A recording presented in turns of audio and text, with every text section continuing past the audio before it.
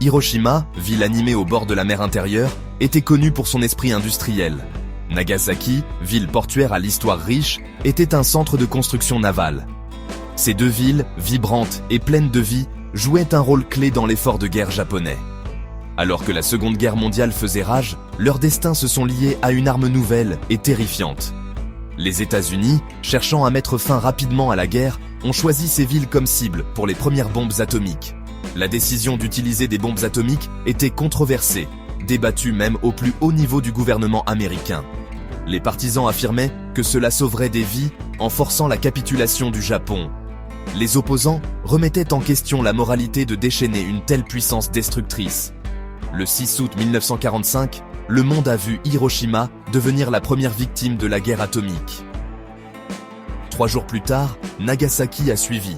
Les bombardements ont instantanément transformé le paysage urbain, laissant derrière eux un sillage de dévastation et de désespoir. Les bâtiments ont disparu, remplacés par des brasiers imposants. Des dizaines de milliers de personnes ont péri dans les explosions initiales. Ceux qui ont survécu ont été confrontés à un avenir sombre, hantés par la maladie des radiations et la perte de leurs proches. Le matin du 6 août s'annonçait radieux à Hiroshima. À 8h15, un éclair aveuglant a brûlé le ciel.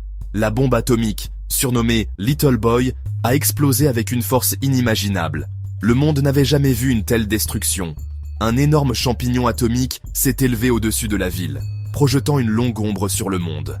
À Nagasaki, une scène similaire s'est déroulée le 9 août. Fat Man, la bombe au plutonium, a explosé avec des conséquences dévastatrices. L'impact s'est fait sentir à des kilomètres à la ronde. L'air s'est rempli de l'odeur de chair brûlée et de débris.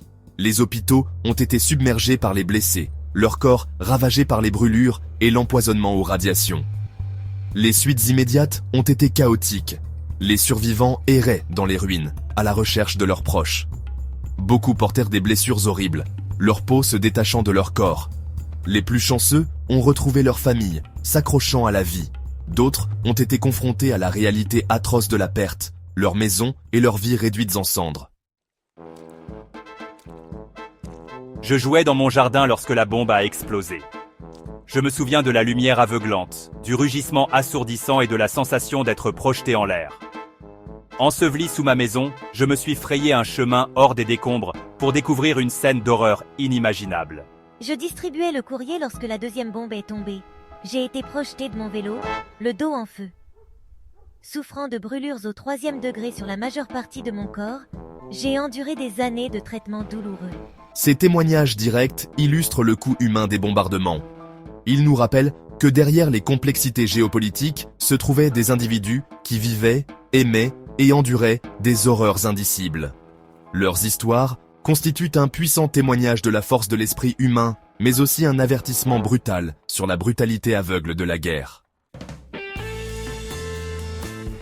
Les bombardements de Hiroshima et de Nagasaki ont marqué un tournant dans l'histoire de l'humanité.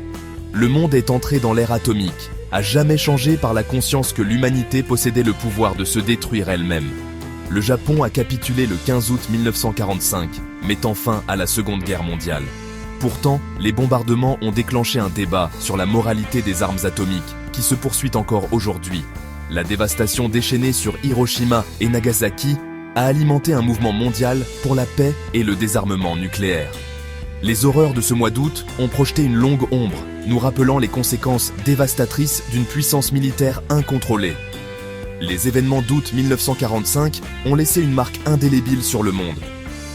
Les histoires d'Hiroshima et de Nagasaki servent de rappel brutal du coût humain de la guerre et du besoin urgent de paix et de diplomatie à l'ère nucléaire.